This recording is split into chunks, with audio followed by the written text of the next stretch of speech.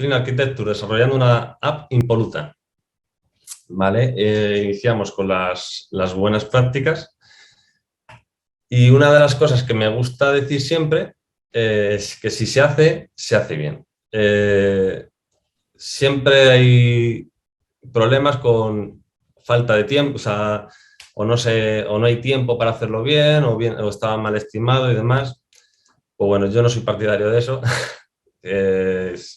porque eso al fin y al cabo es un cúmulo de basura que va a penalizar en el futuro seguro. Entonces, esa frase me gusta mucho de si se hace bien, pero bueno. ¿Qué son las buenas prácticas? Pues las buenas prácticas son pautas normalizadas a seguir para conseguir un beneficio a futuro. Y concretando la programación, son pautas que nos ayudarán y generarán menos problemas de cara al mantenimiento y eficiencia de nuestra aplicación. Esta es una definición un poco que he ido cogiendo de varios sitios y bueno, la he puesto un poco a mi modo. Entonces, tener un buen conocimiento de estas buenas prácticas, entre otras cosas, nos llevará a estos siguientes beneficios. Minimizar errores. Aquí, minimizar errores, ¿vale? Lógicamente, si tenemos una aplicación bien montada, nuestra probabilidad de que nuestra aplicación crashee o tenga un comportamiento no esperado será bastante más inferior que si no está bien montada. Facilitación de la obtención de los recursos. Tendremos mucha más facilidad en generar una clase que necesitemos en varios sitios, ¿vale? Tendremos mucha más facilidad en esa inyección de dependencia en la clase. Mayor legibilidad. Esto, bueno, es obvio.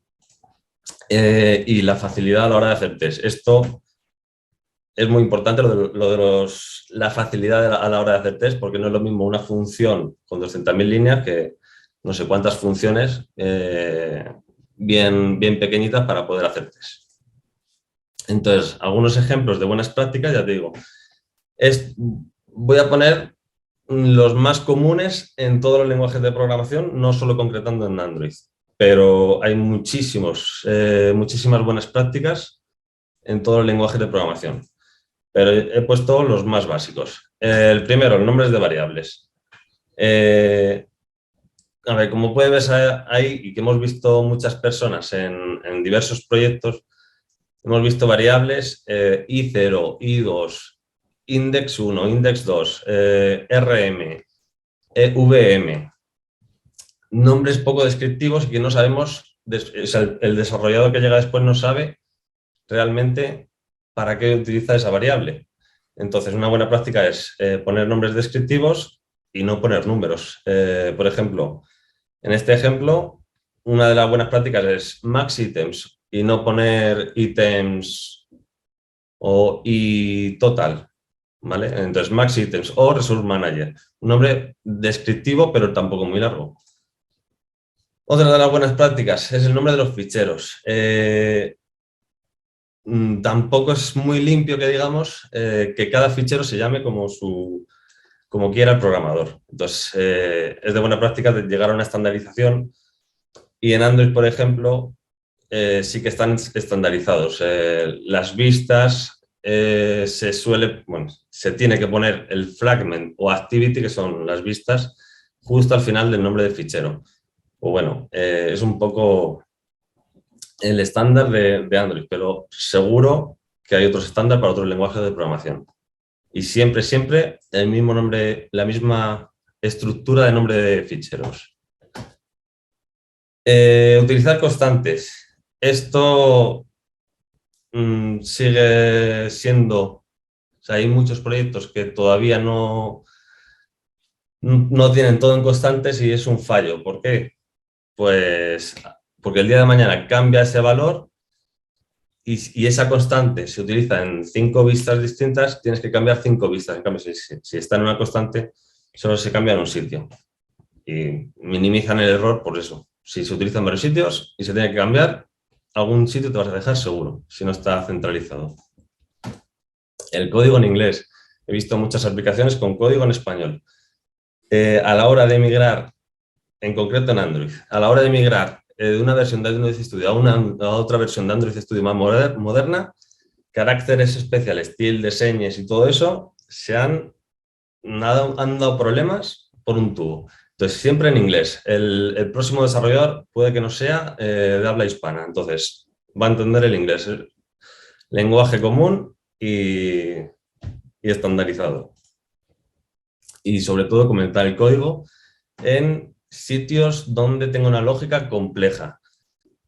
Tampoco hay que pasarse comentando todo el código de una cosa que se ve que es básica, una comprobación de un if que se ve lo que es, sino ciertas partes del código donde se vea que la lógica es bastante compleja. Entonces, ahí sí que es buena práctica comentar el código y explicar un poco en inglés lo que hace la función. Y la última buena práctica que voy a decir, que hay muchas más, es una arquitectura limpia. Aquí voy introduciendo un poco a dónde vamos enfocados en esta charla. He puesto dos ejemplos de arquitecturas, MVP y Viper, ¿vale? Ambas son de movilidad. Viper en concreto es de iOS y MVP es de ambas. Pero esta es otra buena práctica, porque una arquitectura limpia, al fin y al cabo, consigues modularizar distintas partes de tu aplicación e implementar lógica de forma separada, no colapsando todo en una misma clase y estructurando mejor el proyecto, ¿vale? Pero hay muchísimas más arquitecturas, Viper, MVP, MVM, MVI, hay un montón. Y en otros lenguajes de programación habrá otras. Y con esto quiero entrar ya en Clean Architecture, porque no es lo mismo una arquitectura MVVM, MVI o lo que sea, que una arquitectura completa limpia. Entonces, ¿qué se quiere evitar con Clean Architecture? Arquitecturas demasiado complejas. Tampoco hay que pasarse con hacer 200.000 capas por la creencia de que así va a quedar más limpio. No. No hay que desarrollar una arquitectura demasiado compleja, simplemente con las justas y necesarias. Ilegibilidad de código, duplicidad de código, demasiadas dependencias y múltiples estilos de programación. Lo de los estilos de programación, lo mismo. Si ya está hecho de una forma en un módulo, el siguiente programador que venga va a ver que sigue una estructura más o menos lógica y va a intentar copiar esa estructura. Si ve que no hay ninguna estructura, lo va a hacer a su modo. Entonces, ¿qué queremos conseguir con esto? Que nuestro proyecto tenga escalabilidad, mantenibilidad, legibilidad, se va a leer muchísimo mejor, testabilidad, sobre todo por la modularización o independencia, se va a testear bastante mejor, independencia en los componentes y sobre todo aplicaciones robustas, porque ya os digo que una aplicación muy grande, si no tiene una arquitectura limpia, definida, eso no se mantiene por ningún lado. Y esto ha pasado en varias aplicaciones, y sobre todo al principio, en el mundo de la movilidad, las aplicaciones no tenían una arquitectura, esas aplicaciones se han tirado y se han tenido que rehacer. Y ahora, lo que comentaba antes.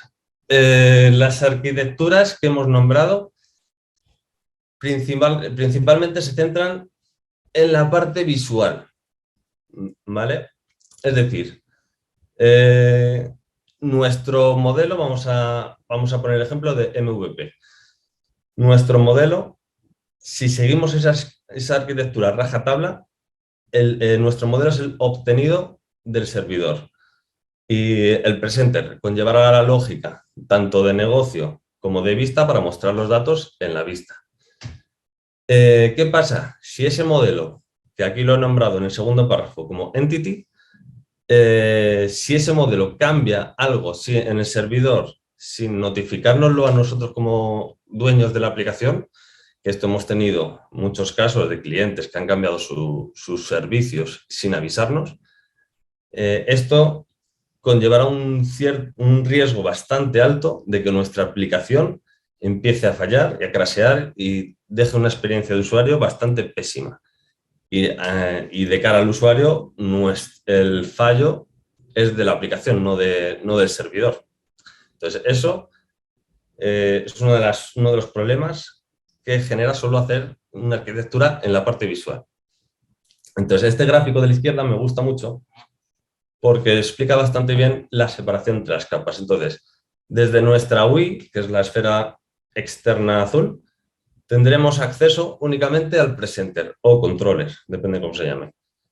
Entonces, en la UI, que es la parte visual, se comunicará al presenter, que es la parte donde contendrá la lógica de vista, la visual, donde le dirá qué elementos mostrar o cuáles ocultar, o otro tipo de lógica visual. Y este presenter es el encargado de llamar a los casos de uso. Los casos de uso son los que son los responsables de hacer esa lógica de negocio. Esa lógica de negocio de dónde obtengo los datos, de un servicio, de base de datos, de donde sea. ¿Vale? Esa lógica sí, de negocio.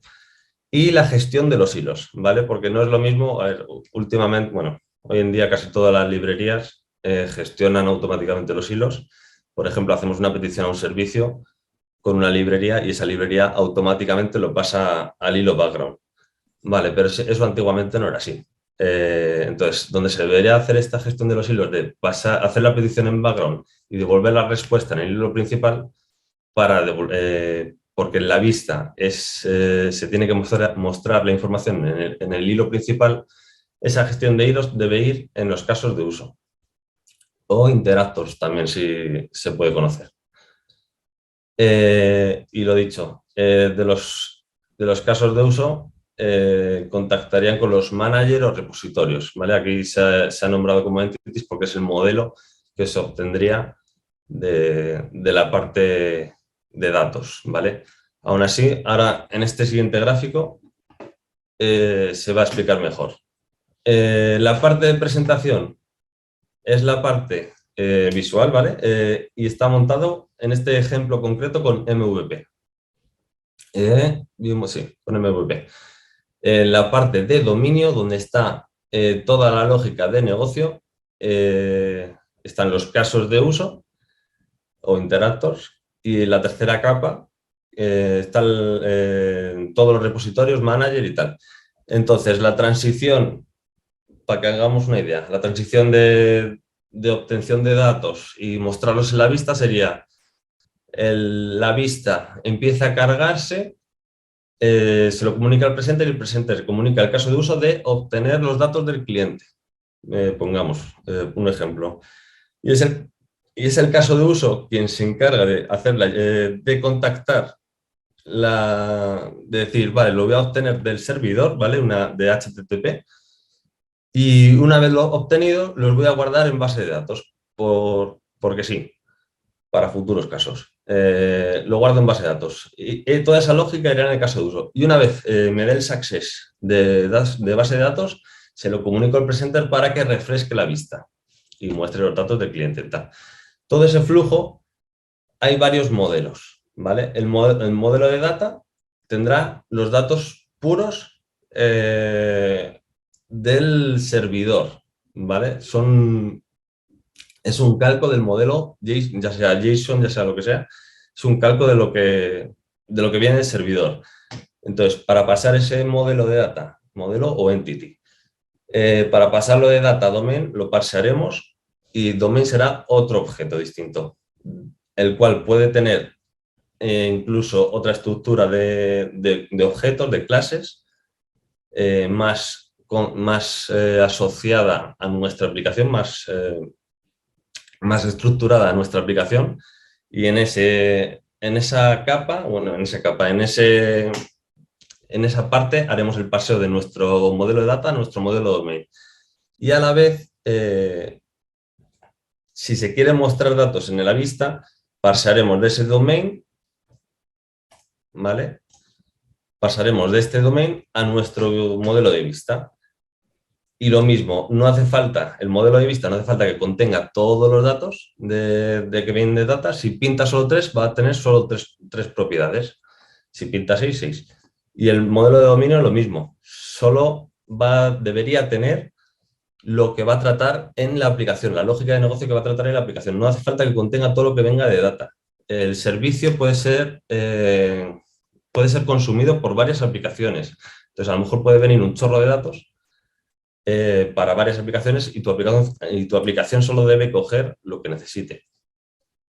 Entonces, esta es un poco la estructura. Aún así, ahora lo veremos con la aplicación real que va a exponer Emilio, explicando un poco todo este proceso de obtención de datos, de cómo se pinta la vista y demás, para que tengáis una idea más clara. ¿Vale? A ver, vuelvo un poco al resumen. ¿Con esto qué se gana?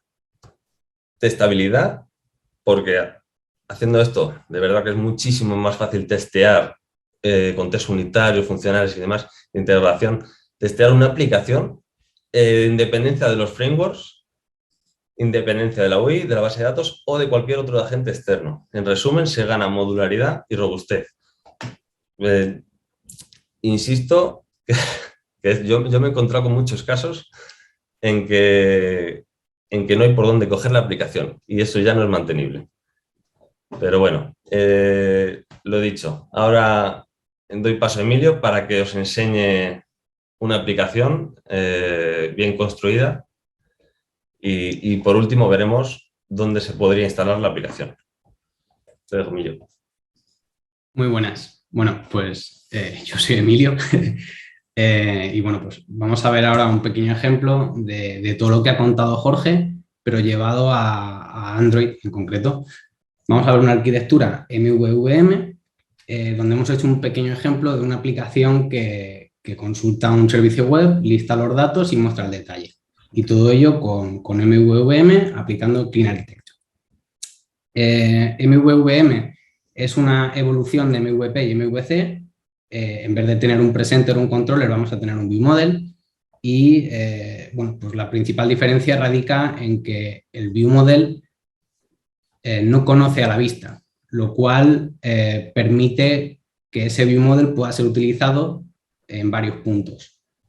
Y además no depende de una interacción para solicitar datos al modelo. Así que bueno, vamos a ver ahora un pequeño ejemplo con un grafiquito de cómo obtendríamos un dato en este flujo de esta arquitectura y luego pasamos a ver la aplicación más a fondo. Bueno, pues como todo flujo empieza en la vista pues interacciona con el viewModel o desde la vista podríamos instanciar el viewModel y el viewModel va a ser quien llame a los casos de uso. En esos casos de uso, como comentaba Jorge, se va a gestionar todo el tema de los hilos y bueno, pues el caso de uso va a ser quien llame al repository. Esto ya sería capa data. Después el repositorio va a ser quien llame a las APIs externas, a los servicios externos o a las bases de datos mediante un modelo de data y después de esa petición obtendremos una respuesta que la obtendremos en el repositorio. Seguimos en capa data. Cuando vuelva al use case, ese objeto debería ser objeto de dominio, por todo lo que ha comentado Jorge. Y una vez el use case tenga esos datos, pues se lo va a devolver al viewModel en objeto dominio.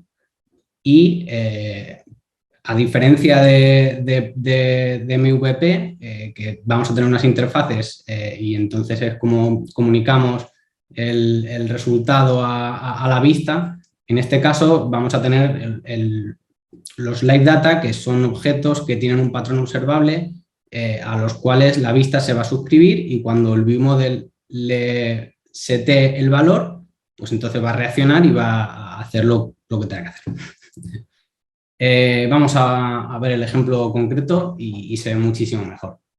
Hemos hecho una aplicación un poco sencillita en la que se carga un listado de perretes y bueno, pues se muestra el detalle, no tiene mucho más. Carga 10 perretes y luego vuelve a cargar otros 10. No tiene mucho, no nos hemos quebrado la cabeza con esto. Lo que sí hemos querido es organizarlo muy bien para que quede claro todo lo que estamos explicando. Bueno, pues por empezar, la separación de capas aquí se ve súper bien, se ve la capa data, la capa dominio y la capa presentación. Entonces, al final esto es todo lo que comentaba Jorge, separación de capas para poder hacer todo muchísimo más mantenible. En esta aplicación hemos utilizado Coin para hacer la inyección de dependencias y bueno, pues un retrofit para hacer las peticiones tampoco es súper simple. Entonces vamos a intentar ver un ejemplo de cómo la vista o el viewmodel pide los datos al API y cómo vuelven y cómo se van transformando de objeto data a dominio y cómo finalmente se presentan en este caso en la lista.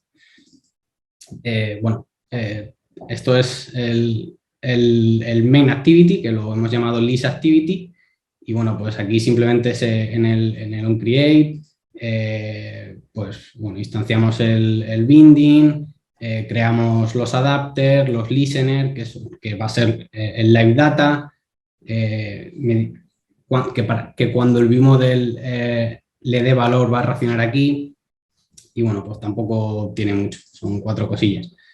Aquí es donde empieza un poco el flujo. En el método init del viewmodel vamos a llamar a una función que va a cargar pues todos los perros. Llamamos aquí al caso de uso y en el caso de uso, bueno, pues aquí hemos utilizado otra de las buenas prácticas que siempre es bueno hacer cuando vas a tener un proyecto que va a crecer mucho, es hacerte muchas clases base que puedan ser reutilizables en toda la aplicación. Entonces nosotros, por ejemplo, tenemos un caso de uso base que es el que ejecuta la corrutina y demás. Entonces, bueno, pues simplemente haciendo que extienda de este caso de uso y diciéndole lo que entra y lo que devuelve, pues tenemos montado toda la estructura. Bueno, lo dicho, al caso de uso entra el repositorio, pero entra una interfaz del repositorio que está en dominio. Aquí al caso de uso no va a entrar nunca, no debería entrar nunca nada de la capa data. Por eso hay una interfaz en dominio a la que desde el caso de uso vamos a llamar y luego la implementación estará en la capa data. Entonces, desde el caso de uso llamamos al repositorio. Esto es la interfaz que decía que está en la capa dominio, está aquí en la capa dominio, y cuando nos vamos a la implementación, esto ya está en la capa data. Y bueno, pues aquí pues simplemente llamamos al API, que la API igual está aquí en la capa data, y cuando contesta, pues devuelve una lista de doc response, que es una serie de parámetros que vienen en un JSON.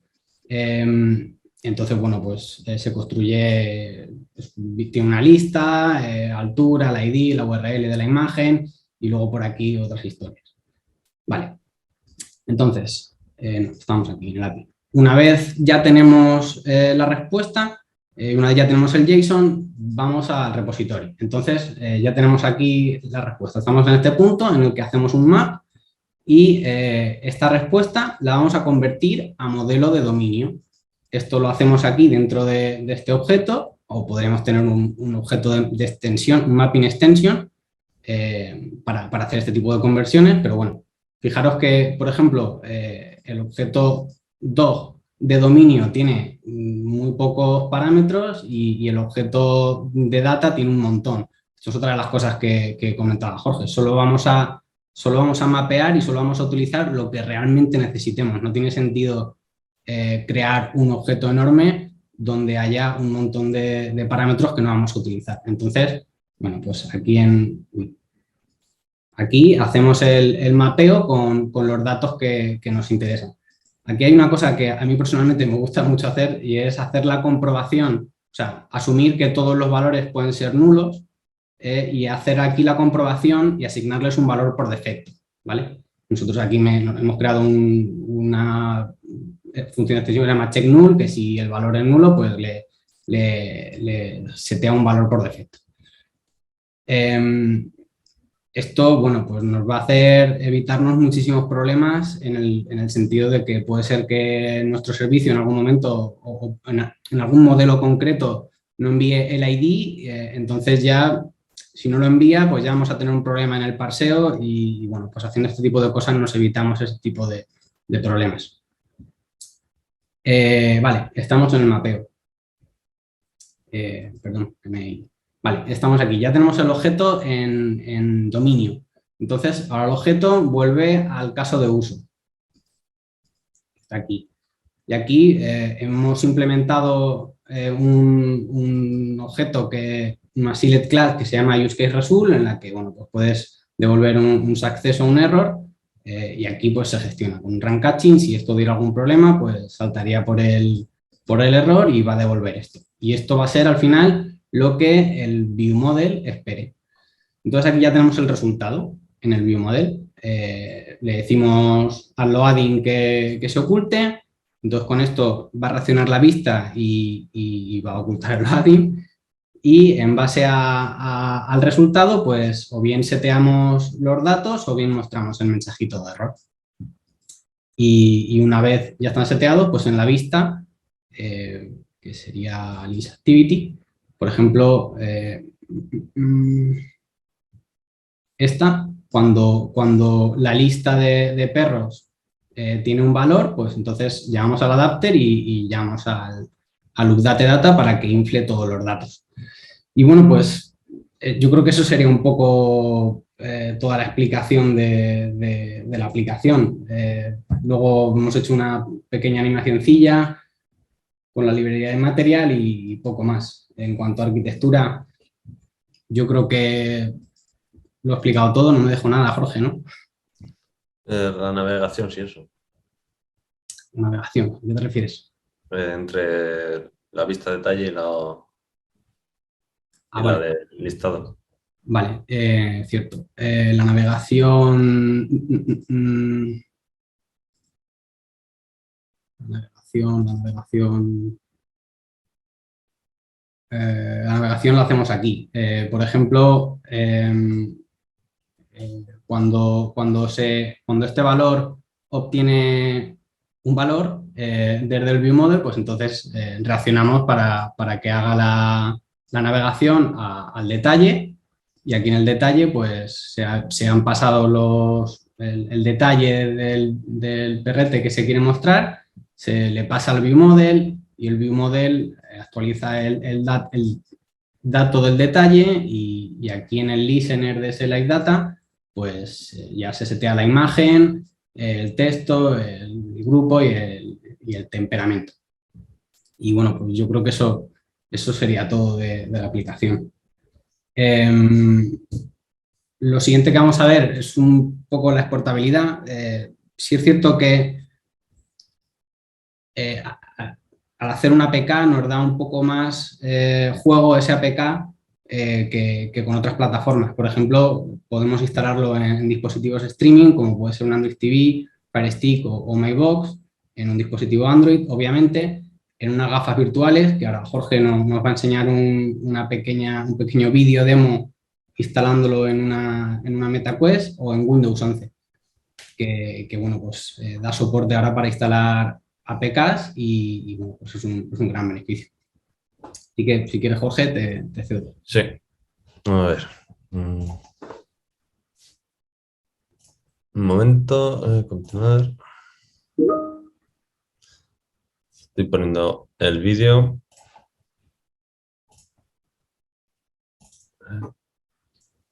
Vale. A ver si me deja compartir únicamente el vídeo. Vale. Aquí. Vale. Creo que ya se está viendo. Sí. Vale. A ver, esto es un pequeño ejemplo de cómo, al fin y al cabo, las gafas virtuales se podría decir que es un futuro relativamente algo cercano. Aunque bueno, que quien me oiga decir que es el futuro, bueno, a lo mejor me riñe, pero bueno. Se pueden instalar APKs y puede ser un entorno de trabajo relativamente cómodo, ya te digo, tirando un poco más a futuro. Entonces, aquí voy a ejecutar la aplicación bueno, enseño un poco el entorno virtual, ¿vale? De las gafas virtuales. Y voy a ejecutar la aplicación que acabamos de ver para que veáis que pues eso, se puede utilizar, se puede